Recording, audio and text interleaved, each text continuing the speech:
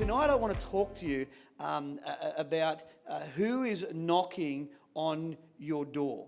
And to be more specific, I want to talk to you about who's knocking on the door of your life. I'd love to read this together with you. I'll read it, you just listen, but let's just lean in together on it. It comes from Revelations 3:20, and it says this. It says, "Here I am." This is God speaking or Jesus speaking. It's a dream that John was having. It says, "Here I am," God speaking, "I stand at the door and I knock. If anyone hears my voice and opens the door, I will come in and eat with that person and they with me." This is the way that we meet God. This is the way that we allow God to come onto the inside of our life. And it's not just the first time we meet him. I believe it's a daily, weekly occurrence when we should realize that God, the creator of all the world, is standing on the outside of our life and he's constantly knocking on the door of our heart. God is standing there, and it's a little bit like this. If you had a metal door, that's what it would sound like. If you had a wooden door, it might sound a little bit different. But God is knocking on the door of our heart and he wants to get in. He wants to help us. He wants to be there for us. He wants to do the journey with us like Sam was talking about. And we need to realize that God is knocking. Now, I've got to ask this question. Why do you think God is knocking? Glad you asked. I believe he wants to come in. Why does he want to come into our life? Listen, he wants to help you. He wants to guide you. He wants to lead you. God's Spirit is that still small voice that you hear from time to time. It's that voice that tells you, just stop for a minute and just wait. It's the voice that says, you know what, you'd be best not going there. You'd be best turning that off right now. It's that still small voice that may give you advice to say in any given situation when you're lost for words. It's that thought you get in the back of your head when somebody asks you something and maybe it's advice and you just don't know what to say, and all of a sudden, bang, the words are there to speak into someone's life and help them. It's that prompting that you get to go and visit someone. It's the prompting that you might get to send someone a text. And I'm not talking about a rude text like "I hate you" text. I'm talking about a text that says, you know what, I was thinking of you and just wondering, where you've been or what you've been doing or how you're going. This is the God that stands on the outside of our life so many times, and he knocks on the door of our heart to help us, guide us, and lead us. If you want to know where that comes from, you can read it in John chapter 16, verses 12 to 13, and it's all in there. But Romans 8:14 says this: "For those who are led by the Spirit of God are the children of God." And here's the thing. You might say, well, I'm considering myself to be a Christian. You might say, well, look, I'm a God follower, or, I've given my life to God. But the Bible goes a little bit deeper to say this. It's not just whether you've made a one-time commitment and then just do whatever you want and think it's going to be right for the rest of your life. It's not just whether, you've been to church or you come to church every week. Coming to church every week no more makes you a Christian than going to KFC makes you a chicken. It's just not happening like that. It's about those that are led by God. It's about those that are listening to what God is saying. It's about those that when they hear that knock on the door, they actually say, God, what is it that you want, and why are you knocking on my heart, and what is it that I need to do right now? Now, let me just talk to you about knocking just for a moment. Why does God not just barge the door in? Why does God not just think, well, here's Cherie and here's her life and I really want her to do what I want, so what I'm going to do is I'm just going to come down from heaven. I'm just going to walk up to her and rip the door of her heart open. I'm going to kick it in, and I'm just going to walk in there and I'm going to make her do whatever I want her to do, so she's going to be the perfect Christian because, I've got her like a puppet on a string. Why is it that God knocks on the door and not barges the door in on your life? And for many of us, that can be a confusing a conflict of how you think God would work. Because if you think that God is going to come down to your life and stop you from doing anything that you want to do, or is going to make you start doing something that you don't want to do, you have completely misunderstood how God works in our life. See, God actually knocks on the door of your heart. He knocks on the door of your life, and he says this, let me in. Now, it's not just when you first get saved or become a Christian. This is knocks on the door and says, let me help you make a better decision. Let me help you choose whether this is the right person for you to marry. Let me help you, adjust your finance. Let me help you be generous. Let me help you say the right thing to this person. God is not the sort of person that is going to come in and barge his way into your life and then make you do what he wants to do because he's all powerful and all amazing and, you're so small and puny and he's going to kick his way in there and make it happen. That's not what God's going to do. He's going to stand and he's going to knock on the door of your heart and he's going to wait for you to open it. In every circumstance of your life, he's going to wait for you to open the door. The Bible talks about it as free will, and Genesis 1:1, Adam and Eve were given a free will. God put everything in the garden. He made everything that was possible, and he said to Adam and Eve, now listen, you can do whatever you want in this garden, but don't touch that tree. But he never stopped them touching the tree. He just advised them not to touch the tree. And that's where we get the thing of free will. And the same way that had happened from the very beginning of the creation of the world, that same God that we serve now gives you and me a free will to suggest what we shouldn't do, to suggest what might be better off, to suggest what we should or shouldn't be doing. But he's never going to make you do it. That's why he stands at the door and he knocks on the door and waits for you to open it. My dad used to always say to me whenever he was talking about the Spirit of God, he would always say that the Spirit of God is like a gentleman. God's like a gentleman. He's not going to barge his way in and force everything to happen. He's going to wait to be invited in. He's going to wait for the door to be opened and then you to say, look, come in and help me and guide me and lead me. And when you understand that, it'll make a whole lot more difference why we talk about God standing at the door of your heart and knocking on the door. Now listen, when people come in a natural house, if you own a house and you have a door and someone knocks on your door and then comes into your house, when someone comes into your house, they change the atmosphere of that house. Now, I've got 6 kids, and I've got to be honest with you, every child of mine changes the house in a different way. Now, just as an example, we have one of my daughters is called Kai. She's not here. She's out looking after the kids at the moment. But when she comes into the house, man, you know that she's come into the house. She comes home from work and it's, hi everybody, I'm home, Kai's home, it's amazing, hope you've had an amazing day, I've had an amazing day. Was your day amazing? Because mine was amazing, and you can't even say whether you had an amazing day or not because she's telling her about her amazing day, and the whole atmosphere of the house just changes in a positive, life-giving way.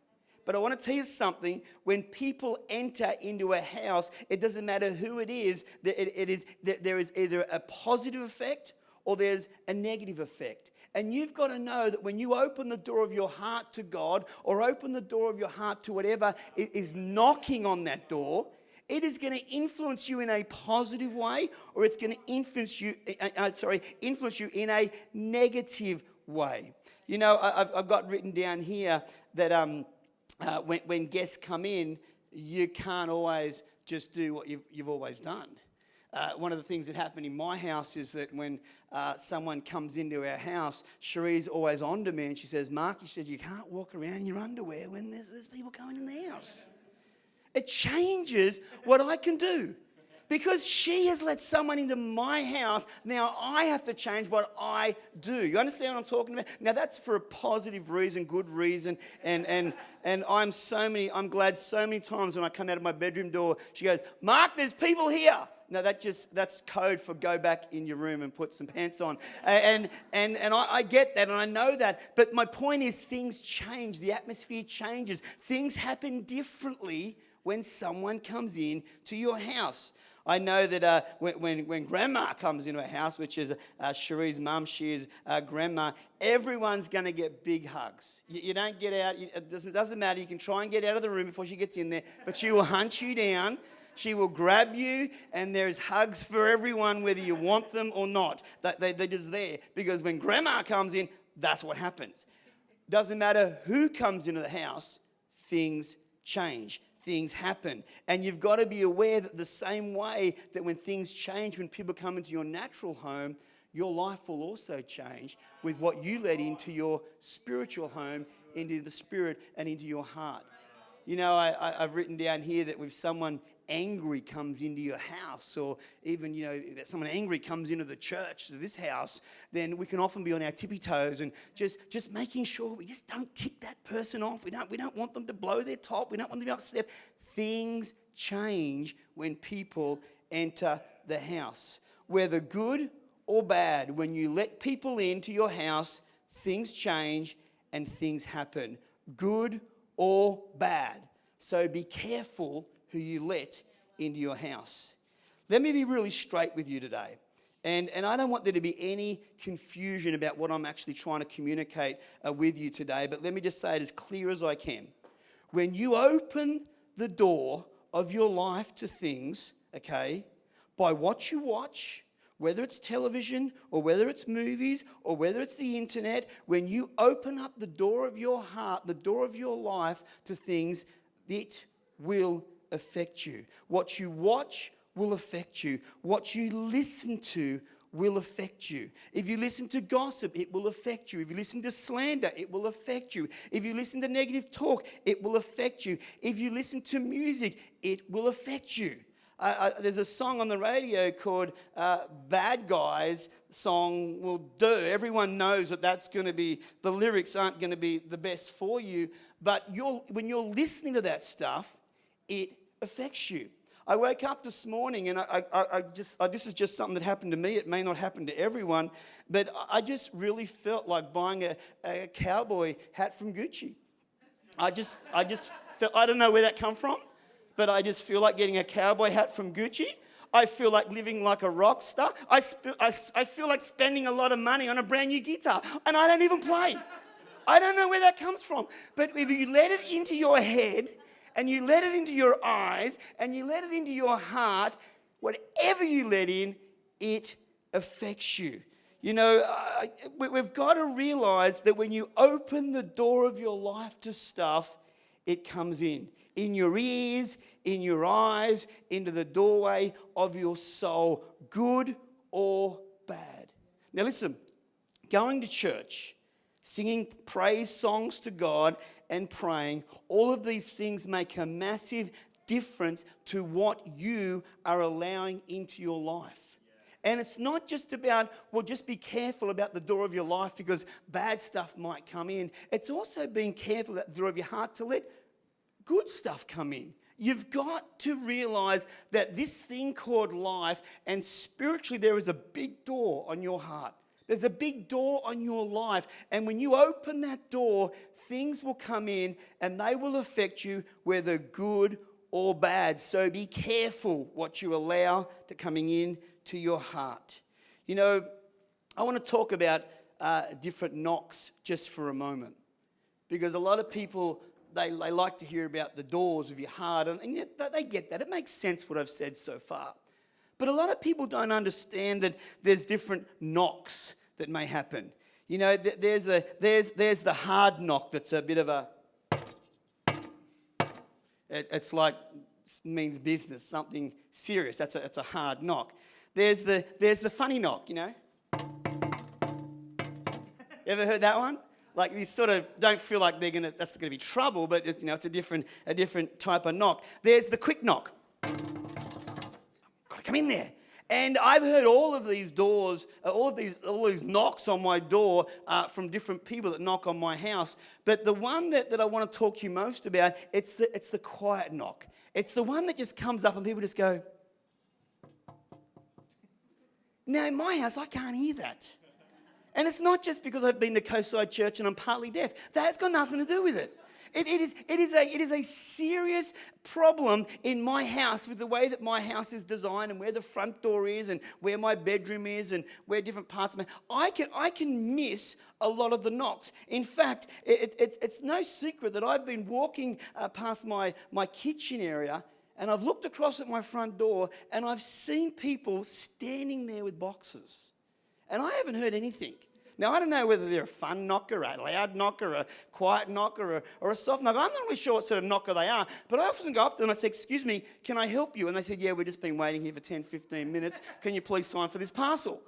And I say, well, look, sure, I'm happy to do that. And I sign for the parcel and, the parcel gets in. But this is the thing that really annoys me. It's when I get the things in my letterbox and it says this, and I've had a number of these. It says, if you do not collect your parcel from the post office after the 19th time that we've been out here and knocked on your door, we are sending your parcel back to the person that sent it to you. They're getting it back, and we're going to take no responsibility for sending your parcel back to the sender.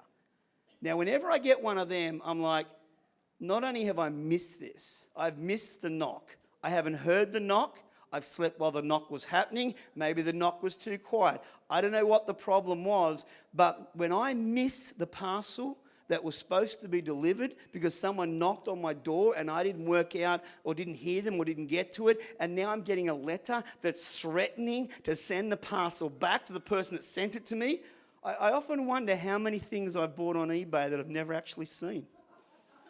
And all the reviews that I've criticised whoever for not sending it and blame the Americans when I buy stuff from America and the Chinese when I buy stuff from China. I'm blaming all of these foreign countries, and it could have just been me being very, not sensitive to the knocking or not listening out for the knocking. And I've bought things and they've never turned up. I've paid for them and they've never turned up. Or have they? And then they've just gone back to the sender because I didn't hear the knock. Here's my point. I wonder how many times God has knocked on the heart of your life.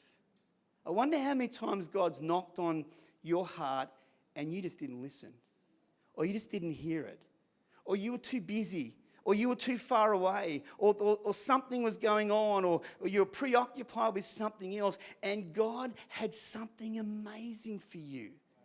I mean, you might have been going through the very depths of your low in what's gone wrong, and all of a sudden, you've missed the knock on the door that says, you know what?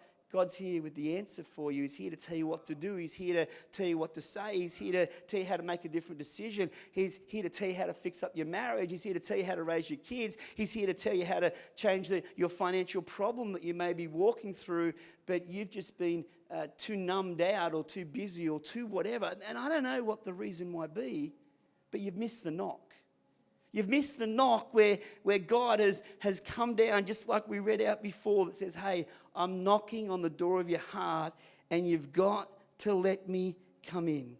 And you know what? It's not just about salvation. It's not just when God knocks on the door and says, I want to come into your life and I want to change it. It's how you do life, how you get through life, how you cope with life, how you get through the highs and how you get through the lows. How do you get through these things when God is knocking on the door and you just didn't hear it or didn't know? One of the questions I have for you today is, who have you opened the door to that maybe you shouldn't have? Me and Cherie watch movies. We're movie buffs, and we often watch, cops and robbers sort of shows, And a lot of time when the police knock on the door, they knock on the door and the door opens just a little bit, but they put their foot in the door. And what happens once the policeman's foot's in the door, you can't, like it's open and you can't shut it because he's jammed his foot in there so he can finish off what he wants to say. And you know what they call that? They call that a foothold. It's a foothold where they've put their foot into you've opened it a little bit, but then they've stuck their foot in, then you can't shut it to get them out. And you know what the Bible talks about footholds? Talks about it in Ephesians 4:26, and it says this. It says, in your anger don't sin. That's a great verse. It's for another day. It also says, don't let the sun go down while you're still angry. Another great preach for another day. But in verse 27, it says this, and do not give the devil a foothold. See, if you open up your life to something, you might think, well, it can't hurt. It's not going to be that bad. But I want to tell you something.